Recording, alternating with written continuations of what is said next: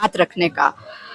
9 दिन हो गए आप लोगों को, वैसे तो काफी टाइम हो गया, लेकिन 9 दिन से तो आप जंतर मंतर पे बैठे हुए हैं, लेकिन जिस इस्तीफे के लिए आप बैठे हैं वो इस्तीफा नहीं हो रहा है।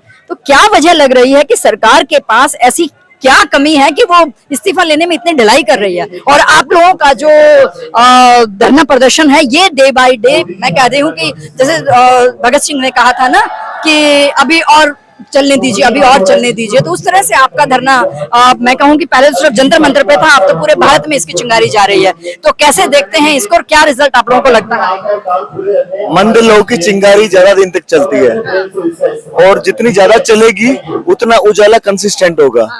तो मंद लो चलते चलते आज आंदोलन 9वें दिन इस स्टेज पे पहुंच गया है कि आज पहले वाला दिन 400 लोग के आसपास हमारे रात में थे, आज 1500 से ऊपर लोग हैं रात में। आप देख सकते हो, आप कवर करोगे तो ये मंदलों का ही नतीजा है कि हम अपना सब्र रखे। हमने अहिंसा का बिल्कुल पाठ पढ़ाया सभी को, अहिंसा के साथ चले, पीसफुल रखा अपना धरना, और जिन लोगों ने हिंसा करने की कोशिश की उनको सीधा पुलिस के हवाले किया और धीरे धीरे इस आंदोलन को उस जगह पे ले आए जहाँ पे सरकार को सुनना ही पड़ेगा, उनके पास कोई दूसरा चारा नहीं है। और मैं बिल्कुल इस बात से आश्वस्त हूँ और गारंटी भी देता हूँ इस चीज की कि एक तो हम यहाँ से जाएंगे नहीं इस्तीफा ले बगैर, दूसरा अगर ये जितनी देरी करेंगे उतनी देरी इनके लिए परेशानियां बढ़ती चली जाएंगी। सिर्फ एक आदमी के इस्तीफे से बढ़कर वो बहुत आदमी का इस्तीफा या बहुत बड़ा कोई कदम उठाने तक चली जा सकती है। नहीं, आकलन तो हो रहा है कि धर्मेंद्र प्रधान जी का इस्तीफा और हरदीप पुरी जी का इस्तीफा, 2 इस्तीफों के लिए सरकार के ऊपर काफी दबाव आया हुआ है और हो सकता है कि बहुत जल्दी वो लिए जाएं। लेकिन क्या ये इस्तीफा आपकी मांग को पूरा करेगा? आपकी मांग सिर्फ इस्तीफा की है या कुछ बदलाव की है? भगत सिंह आजादी चाहते थे इस देश में, लेकिन उन्होंने कदम क्या उठाया? उन्होंने एक असेंबली हॉल में बम फेंक के, कुड़का करके सिर्फ ये बताया, आवाज लगाई कि हम आ रहे हैं और ये क्रांति अब रुकने वाली नहीं है। तो हमने भी वही किया है, हम सिर्फ पहला इस्तीफा मांग रहे हैं, लेकिन ये क्रांति रुकने वाली नहीं है। हम हर उस मुद्दे को, हर उस मजलूम की आवाज बनेंगे, स्टूडेंट्स की, किसान की, हर किसी की आवाज बनना चाहेंगे जो परेशान है। सिर्फ हक की बात करेंगे। मेरा अपना टेक तो बहुत क्लियर है, मैं बिल्कुल उन्हीं की बात करूंगा। मेरी पार्टी का भी मुझे लग रहा है एक स्टायर के थ्रू बना हुआ मूवमेंट है, पार्टी तो कोई रजिस्टर्ड पार्टी या संगठन नहीं है, लेकिन इस मूवमेंट का भी बिल्कुल यही ध्येय है। अभी भी आप सुन रहे होगे कि अलग अलग लोग आके अपनी बात रख रहे हैं। कोई कह रहा है मेरे बेटे को यहाँ न्याय नहीं मिला, कोई कह रहा है मेरा बेटा 4 साल पहले मार दिया गया था, लेकिन कोई सुन नहीं रहा है। बहुत सारे लोग अलग अलग तरीके के अपने सवाल लेके आते हैं। झांसी से आ रहा है, कोई बिहार से आ रहा है, अलग अलग जगह से आ रहे हैं अपनी बातें। क्यों आ रहे हैं? क्योंकि वहां पे उनको बिल्कुल न्याय नहीं मिल रहा है। अब सोचो कि अगर न्याय मिलता तो यार कोई आदमी 200 किलोमीटर, 500 किलोमीटर, 1000 किलोमीटर से चल के यहाँ पे आता इस मोमेंट को। हमसे उनको बहुत आशाएं हैं, उम्मीदें हैं, इसलिए वो यहाँ चल के आए कि कोई नए लोग आए हैं, कोकरोच जनता पार्टी करके, स्टूडेंट्स हैं, यंग है, मूवमेंट है, और सरकार को एक तरफा ये बोल रहे हैं कि आपको पहले तो इस्तीफा देना होगा, उसके बाद हम आपको ये देखेंगे कि कौन से ऐसे मुद्दे हैं जो आप सोल्व नहीं कर पा रहे हो, उनके लिए आपको घेरेंगे। अभी नीट का एग्जाम हुआ, उसके पास पक्ष में आप बैठे, अभी तो टेट का भी एग्जाम लीक हुआ ना, महाराष्ट्र में हो गया ना, तो ये किसी तरह से रुक ही नहीं रही है ये चीजें, आपके धरने से भी नहीं रुक रही है, फिर से। तो ये जो बीच के लोग, जो पैसा कमाने वाले लोग हैं, या ये इस तरह से पेपर लीक करके चाहते क्या है? क्या चाहते क्या है आखिरकार?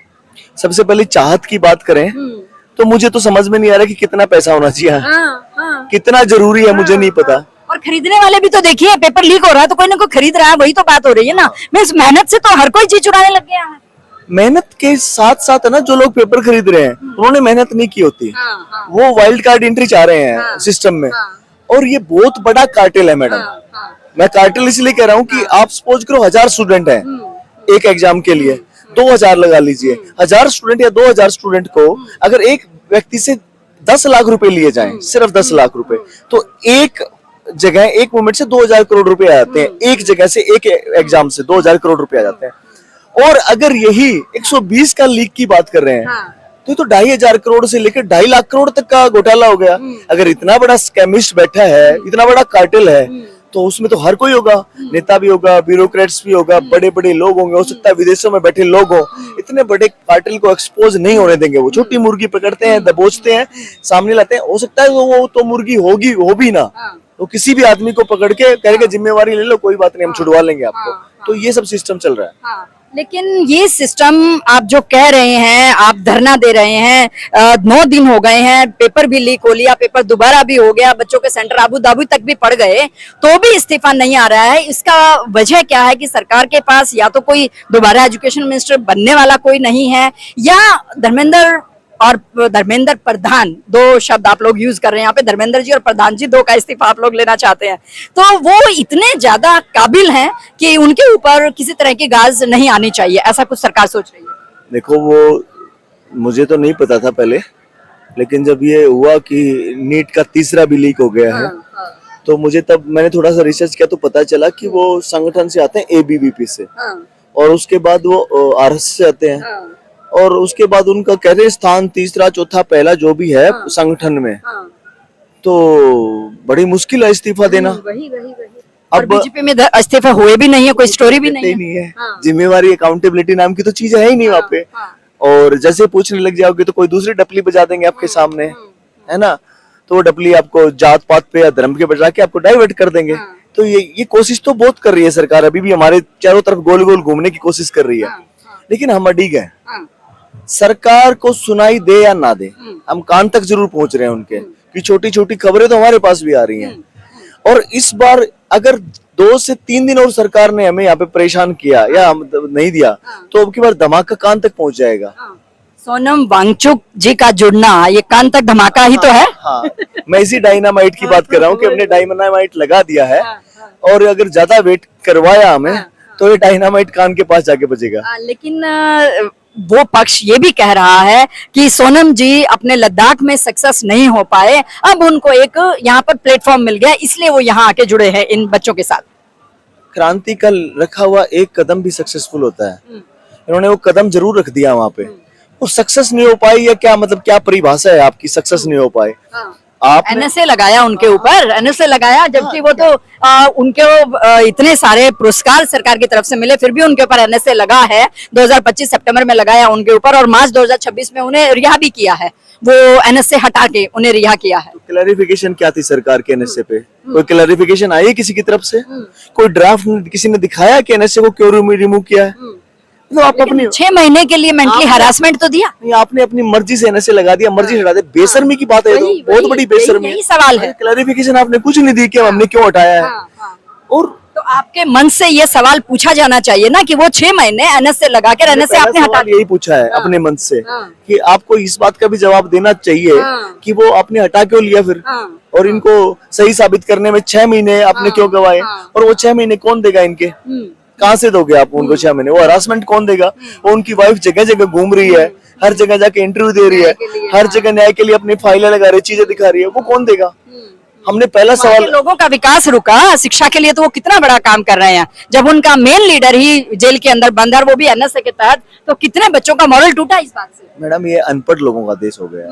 मैं कह रहा हूँ कि जो इसको पढ़ा लिखा बोलते हैं ना, तो एजुकेशनल क्वालिफिकेशन में एकेडमिक पूरा करना, मैं उसको एजुकेशन नहीं मानता हूँ।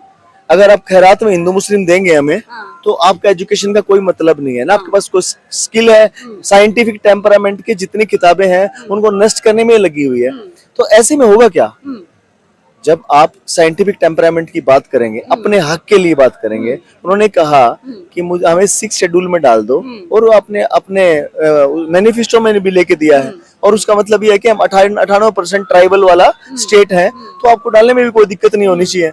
और हमें उससे मिलेगा क्या? हमें ये मिलेगा कि हमारा जल जंगल जमीन और पहाड़, उसको हम सुरक्षित कर पाएंगे, और ये जो बड़े बड़े बागड़ बिल्ले इस देश में है, वो वहां पे जाके कोई ऐसी संस्था ना बनाए जिनसे हमारा भूस्खलन हो, हमारे पर्यावरण को दिक्कत हो, हमारे लोगों को परेशानी हो, अलग से प्रदूषण फैले, तो इस तरह की चीजें हम नहीं चाह रहे। यही तो उनकी डिमांड थी, तो सरकार ने उनको आड़े हाथों लिया, उनको पाकिस्तानी बता दिया, उनको एनएसए लगा दिया, और ये सब के साथ करेंगे, हमारे साथ भी कर सकते हैं। हमें अभी तक इस बात की तसल्ली नहीं है कि नहीं करेंगे, वो किसी के साथ भी कर सकते हैं। उन्होंने स्टूडेंट्स को भी डाला है, कुछ हिंदू स्टूडेंट्स को भी यूएपीए लगा के डाला है ना। मतलब इस शर्मनाक बात है कि वो तब मुसलमान नहीं थे, वो हिंदू थे, फिर भी यूएपीए लगा के अपने डाल दिया कई सारे स्टूडेंट्स को। तो आज पहला दिन है सोनम जी का यहाँ पर अनशन के लिए जो हंगर स्ट्राइक उन्होंने शुरू की है, तो आपको क्या लगता है ये हंगर स्ट्राइक अगर लंबी चली गई तो ये आंदोलन किसी नतीजे पर पहुंचेगा, या जैसे पिछली बार वो थोड़ा सा डिसअपॉइंट होके वो सारी स्टोरी और जो सरकार करती है आनन फानन में जो भी कुछ करना है वो सारे कर करा के और सब बंद बस्ते में चला जाएगा? Look at the energy of the man. अभी थे आप उनके साथ में, तो मुझे 1% भी ये नहीं लग रहा, मेरे कोई डाउट नहीं है मुझे। हाँ ये है कि हम नहीं चाहते कि वो इतने तंग हो, अपने शारीरिक स्थिति को इस तरह से करें, लेकिन वो बहुत एनर्जेटिक इंसान है, बहुत अलग तरीके के इंसान है। जितना हमें फील हुआ, महसूस हुआ, मैं पहले से भी उनसे सेकमोल में मिलने गया था, मिल नहीं पाया था, मैं स्पेशल लद्दाख गया था उनसे मिलने के लिए। फिर हमने अपने ही शहर में उनके लिए प्रोटेस्ट किया था, हमारी ऑर्गेनाइजेशन स्टैंड विद नेचर ने। तो लोकेश अनशन पे बैठे थे उनके लिए, हमारा साथी है लोकेश स्टैंड विद नेचर से। मैं कह रहा हूँ कि आप कितना ही जोर लगा लो, हार्डली 3 से 5 दिन लगेंगे मैक्सिमम, बता रहा हूँ मैं आपको, उतना नहीं सब्र कर पाएंगे। मैं आज के ये युवा साथियों को देख पा रहा हूँ यहाँ पे, आज के बाद सरकार की नींदें उड़ने वाली हैं। आज रात को 15 से 2000 लोग हैं यहाँ पे, हमें खुद नहीं पता। हमने बहुत सारे लोगों को बोला कि आप डोनेशन देना चाह रहे थे, आज खाना ला दिए। कल हमने मना किया था उनको कि खाना वेस्ट हो रहा मत लाइए, आज बोला है कि ला दीजिए, बहुत सारे लोग हैं। तो ये खुशी की बात तो क्या कहूँ कि वो अनशन पे बैठे हैं, लेकिन एक बात है कि हम न्याय की तरफ आगे बढ़ रहे हैं और जरूर जल्दी। लोकतंत्र देश के अंदर इस तरह से एक इतना बड़ा एजुकेशनिस्ट, एक इतना बड़ा एनवायरमेंटलिस्ट जो है ना, इस तरह से दिल्ली में आके लद्दाख से अनशन पर बैठ रहा है अपनी बात कहने के लिए, या युवा साथियों की या बच्चों की एजुकेशन के ऊपर अगर वो बात कर रहा है, तो क्या एक लोकतंत्र देश में ये मैसेज इंटरनेशनल लेवल पर सही जा रहा है? एक बात मैं बोलना चाहता हूँ 3 शब्द में। हमारे देश में ना डेमोक्रेसी है, डेमोक्रेसी में डेमोक्रेटिक लोगों को डेमोक्रेटिक तरीके से मारा जाता है। हम लोकतंत्र का स्वाद तो चख रहे हैं आवाज उठाने के लिए, लेकिन उसी डेमोक्रेसी के एक लूपहोल है। उस डेमोक्रेसी में न्याय मिलने में थोड़ी देरी है, या फिर न्याय मिलने के समय कोई अफसर ऐसा बैठा है, कोई ब्यूरोक्रेट ऐसा बैठा है, या फिर कोई अधिकारी या फिर नेता कोई ऐसा बैठा है। अभी तो जुडिशरी में भी कुछ ऐसे बैठे हैं जिनके कारण हमें ये न्याय मिलने में बहुत देरी होती है। जुडिशरी की देन है कॉकरोच नाम। हाँ, सीजीआई साहब का थैंक्स टू सीजीआई साहब कि हमें ऐसा प्लेटफॉर्म दिया आपने। तो ऐसे में कैसे आवाज उठाएगा कोई? डेमोक्रेसी से ही हमें खत्म कर रहे हैं।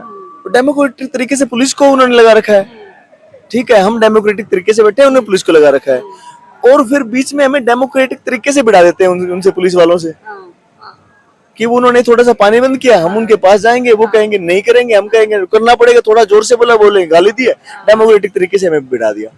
आप साइड बैठे हैं, तमाशा देख रहे हैं, हमें बिठा रहे हैं यहाँ पे।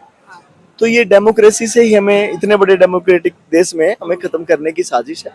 लेकिन उसी डेमोक्रेसी का फायदा हमने उठाया है कि हम प्रोटेस्ट करेंगे, डेमोक्रेसी ने हमें राइट दिया है, और करेंगे, लड़ेंगे, जीतेंगे, आखिरी सांस तक नाक में चने डाल के चबा देंगे उनको। मेरी बात को अन्यथा मत लीजिएगा, ये चीज मैं नहीं बोल रही हूँ, मीडिया ही बोल रहा है। सोशल मीडिया पर बहुत सारी बातें हैं कि आप लोग जिस तरह से एक आंदोलन को लेके, अन्ना, माफ कीजिएगा मेरे शब्दों को, जिस तरह से अन्ना हजारे जी को लेके आए थे केजरीवाल जी, और फिर क्या निकल के और क्या कुछ हुआ, तो कुछ तत्व ये भी कह रहे हैं, कुछ लोगों की जुबानी से, सोशल मीडिया पर हैं ये बातें सारी, ये भी कह रहे हैं कि ये भी इसी तरह का अंजाम होगा, इसलिए कोई ज्यादा ध्यान देने की जरूरत नहीं। मैंने सबसे पहले आज का मंच का संचालन किया, तो मैंने सबसे शुरुआत यही की थी कि कुछ दोस्तों के मेरे पास मैसेज आ रहे हैं, मैं बॉलीवुड से हूँ, तो उन्होंने कहा कि आपका करियर खत्म हो जाएगा, क्या बकवास कर रहा तू वहां पे जाके, और कुछ ने कहा क्या ही हो जाएगा। तो मैं सबसे ये कहना चाहता हूँ अपने चैनल को देखने वाले जितने भी युवा साथियों से, या फिर जितने भी पब्लिक, युवा या प्रोड जो भी है, कि अगर हम ये सोच लें कि क्या ही हो जाएगा, तो हम घर से क्यों निकलते हैं? फिर जो भी कार्य करने के लिए हम घर से निकलते हैं, अगर सोच लें कि क्या ही हो जाएगा हमारे जाने से, तो क्या वो कार्य होगा? क्या ही हो जाएगा? जवाब ये है कि आप घर से निकलो, पहले दिन निकले आंदोलन में, सब लोगों ने कहा 5 आदमी नहीं आएंगे, तो हमने भी सोचा 5 नहीं आएंगे, 5 के साथ बैठ जाएंगे, फिर कहा 15 नहीं आएंगे। ईश्वरीय ताकत है कोई, मुझे नहीं पता, प्रकृति ने कैसे साथ दिया है। इतनी चिलचिलाती धूप में एक भी व्यक्ति की तबीयत खराब नहीं हुई है। इतनी चिलचिलाती धूप है, हमारे पैर इस कारपेट पे जल जाते हैं, लेकिन डटे हुए हैं लोग। आज 500 से 1500 हो गए, 1500 से 2000 हो गए, 2500 तक पहुंच गए हैं। 5-5 हजार, 10-10 हजार, 20-20 हजार लोग जब आने, किसान संगठन आए थे आज, तो वो कह रहे हैं कि आप एक कॉल देना हमें। आज भी हम 400 साथी आ रहे थे, तो बहुत सारे लोगों को हाउस अरेस्ट ही किया गया। सरकार को पता था कि जाने वाले हैं, तो पुलिस घर पे जाके बैठ गई कि नहीं जाना। तो लेकिन आपको कॉल देना जब भी ये लगेगा कि ना ये मूवमेंट को ये डिरेल कर रहे हैं, कुछ कर रहे हैं, तो हमें कुछ भी लुक छुप के कैसे भी आना पड़े, हम पहुंच जाएंगे, दिल्ली को घेर लेंगे। इस तरह की बातें कर रहे थे किसान संगठन। यही तो वो कह रहे हैं कि ये किसी पार्टी को बनाने की शुरुआत है, युवाओं को फिर से इस तरह से इसमें कोई पार्टी तो का तो जिक्र है ही नहीं ना। आप एक अम्ब्रेला के नीचे मजदूर संगठन को लेके आ रहे हो, किसान संगठन को लेके आ रहे हो, खाप पंचायत को लेके आ रहे हो, शिक्षक भी आ रहे हैं, शिक्षक आ रहे हैं, स्टूडेंट्स आ रहे हैं, और सारा वर्ग आ रहा है। जिस भी जात धर्म संस्कृति से वो ताल्लुकात रखा है, सब आ रहा है। तो इसमें क्या संगठन की बात हो गई? हम तो किसी की आवाज उठा रहे हैं, इसलिए वो हमसे हमारे पास जुड़ना चाह रहे हैं, और उनको ये लग रहा है कि हम मुखरता से किसी की आवाज उठा पा रहे हैं। और वहां पे जाने से कम एक मेरा माइक पे ही आवाज लगा लेगा, ट्वीट में जाएगा, एक वीडियो जाएगा कि हाँ यार मेरा बच्चा, अरे गुमशुदा वाले लोग आ रहे हैं कि मेरा बच्चा खो गया है, भाई साहब एक बार मीडिया में दिखा दो। मतलब कुछ भी करके इस देश में कहीं कोई खिड़की नहीं है जिसमें न्याय मिले। मुझे तो महसूस होने लगा कोई खिड़की नहीं बनी है जहाँ पे आके पहली बार में बोलते न्याय मिलेगा। तो होप है लोगों की है। अच्छा, आपका परिचय भी एक बार पूरा दे दीजिए। मेरा नाम सुधीर सांगवान है, मैं बॉलीवुड एक्टर हूँ। ओटीटी पे मैंने काफी सारा काम किया है। फेमस मेरा काम मामला लीगल है, वहाँ पे एसएचओ पेप्सू से मैं बहुत लोग मेरे को जानते हैं। अभी हमारा कुछ वेब सीरीज राख आया, वहाँ पे बल्लू सोडी मैंने काम किया है, वो बहुत चर्चित वेब सीरीज है। उसके अलावा मैंने काफी सारे काम किए हैं, 10-12 वेब सीरीज पहले भी की हैं। अभी भी मैं कुछ अच्छे प्रोजेक्ट कर रहा हूँ। और उस प्रोजेक्ट का इस प्रोटेस्ट से कुछ कंफ्लिक्ट तो नहीं हो जाएगा? नहीं, क्यों कंफ्लिक्ट होगा? मैं आवाज उठाने आ रहा हूँ, मैं क्या गलत कर रहा हूँ बताओ? मैं उन लोगों से भी यही कह रहा हूँ, मैंने क्या गलत किया है? मैंने आवाज उठाई एक बच्चे की, एक 9 साल की अमायरा की, एक 13 साल के प्रदीप मेघवाल की, आकांक्षा की, एनू की, रेनू की, मैंने सबकी आवाज उठाई है। क्यों उठाई है? मेरे 2 छोटे बच्चे हैं। मुझे भविष्य में ये लग रहा है कि वो बड़े होंगे, वो नीट देंगे, जेई देंगे, कंपटीशन एग्जाम फेस करेंगे, उस मेंटल ट्रॉमा से जाएंगे। तो उससे पहले मैं उनके लिए क्यों मैं वेट करूं क्या वैसा कुछ होने तक? तो मैं आवाज क्यों नहीं उठाऊं? मैं अपने बच्चों के लिए आया हूं और मैं आवाज उठाऊंगा अपने बच्चों के लिए। ये भी मेरे बच्चे हैं, क्यों नहीं उठाऊंगा मैं इनके लिए आवाज? और उसके लिए मुझे कोई कीमत ये कह रहे हैं देनी पड़े तो देनी पड़े, कोई इशू नहीं है मुझे, कोई ज्यादा फर्क नहीं पड़ता। 4 किले मैडम मेरे घर में। कैरियर भी छोड़ दिया, परिवार भी छोड़ दिया, देश सर्वप्रथम सुधीर जी की आज पहचान हो गया। मैंने ना करियर छोड़ा है ना परिवार छोड़ा है, सब अपनी जगह है। मैं कुछ दिन से यहाँ पे हूँ और जब तक ये मूवमेंट चलेगा यहाँ पे रहूंगा। और बहुत बड़ी जिम्मेवारियां आ जाएंगी इसके बाद आपके ऊपर, इसलिए मैंने ये सेंटेंस बोला कि कैरियर भी कहीं डाइवर्ट हो जाएगा, परिवार भी कहीं डाइवर्ट हो जाएगा, लेकिन देश सर्वप्रथम जिस मुहिम से आप जुड़े हैं, अगर ये मुहिम जनता की आवाज बन के आगे निकलेगी तो बहुत बड़ी जिम्मेवारियां मेरे पास इतनी बड़ी जिम्मेवारियां आएंगी कि मुझे इस मूवमेंट से छोड़ के या इस मुहिम को छोड़ के, लोगों की आवाज उठाने को छोड़ के कोई दूसरा काम करने का टाइम ही नहीं, समय ही नहीं मिलेगा। तो मैं यही प्रेफर करूंगा। ये आपकी बात बिल्कुल सही है। इसीलिए बोला अगर मुझे ऐसा लगता है कि मैं ये आवाज साथ में उठा सकता हूँ और अपना काम भी मैं दूसरा काम साथ में कर सकता हूँ, तो मैं वो काम भी करूंगा। तो मेरे लिए आज इम्पोर्टेंट ये है, कल मुझे पता नहीं क्या होगा। मैं दिल से ऐसे लोगों के साथ हमेशा रहूंगा। पार्टियां बने, मूवमेंट बने, मुझे नहीं पता। ये डिरेल हो, बनेगा, बड़ा बनेगा, कितना बड़ा बनेगा, क्या होगा, वो भी मुझे नहीं पता। लेकिन मैं आपको ऐसा ही मिलूंगा जैसा आज हूँ। लेकिन लोगों को न्याय जरूर मिलेगा इस मंच से, ये उम्मीद है आपको? मेरे को पूरी उम्मीद है, क्योंकि इस मंच का मैं एक हिस्सा हूँ, तो मुझे पूरी उम्मीद है। और जब तक मैं इस मंच का हिस्सा हूँ, मैं पूरी ताकत के साथ अपने साथियों को इस बात में लगाए रखूंगा कि हर किसी को इस उम्मीद वाली आंखों से देखने वाला चश्मा आपकी तरफ जरूर रहे। और मैं कोशिश करूंगा कि उस उम्मीद को मैं किस हद तक पूरा कर पाऊं। एक साथी आया था, उनका कहा अपनी मेरी बच्ची का रेप हो गया है, कोई आवाज नहीं उठा रहा है कोई उसके लिए। मैंने सौरभ को बोल के उसको लीगल एड दिलाया है कि देखो आज मैं समझ नहीं पाऊंगा, मैं मंच से बुलवा भी दूंगा तो क्या ही हो जाएगा उस चीज का। पहले इनको समझो। हाँ, शुरू कर चुके हैं। मैंने किसी को तो दिया, मैं आज खुश हूँ उस चीज के लिए। मैंने सौरभ को बोल के उनको लीगल एड दिया कि आप इनको एक बार समझिए, लीगल वाला बंदा इसको, एक वकील उसको समझ पाएगा कि मैं क्या हेल्प कर सकता हूँ। तो जहां तक बने कर पाते हैं, और लोग आगे आ रहे हैं करने के लिए, खुद आ रहे हैं कि मैं एक लॉयर हूँ, मैं आपकी क्या हेल्प कर सकती हूँ, मैं ये हूँ, मैं क्या कर सकती हूँ। इवन तो पुलिस वाले आते हैं चुपचाप, गड़बड़ हो जाइए, ये बात ना बोलो ऑन द कैमरा। तो ये सुधीर सांगवान जी हमारे साथ। आज के लिए बहुत बहुत धन्यवाद। उम्मीद करूंगी कि इस मुहिम के साथ हमारे दर्शक आपके साथ इसी तरह से जुड़े रहें और आपका संदेश ऐसे ही दर्शकों को सही दिशा में ले जाने के लिए जागरूक करता रहे। धन्यवाद।